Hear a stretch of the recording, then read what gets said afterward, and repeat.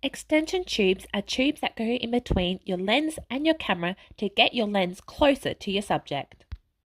There are different lengths depending on how close you want to get to your subject. One ring connects your lens to the tubes, while another ring connects your camera to the tubes. There are electronic and non-electronic connectors. Extension tubes with an electronic connection allow you to use autofocus and to change the aperture. If there's no electronic connection, then you manually need to focus your lens and you can't change the aperture. You then put the tubes in between for the desired length that you want to get.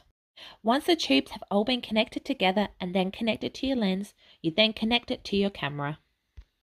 These tubes don't have an electronic connection, so I can't change the aperture. It is automatically set quite high, so I'll get lots of depth of field.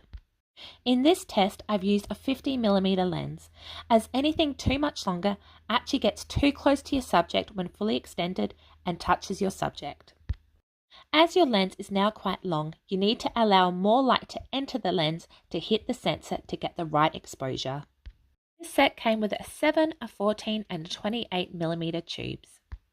The closer you are to your subject, the closer you can focus and the more that your subject will fill the frame. While the optical quality isn't as good as a macro lens, they are a cheaper alternative and a great way to get into close-up photography.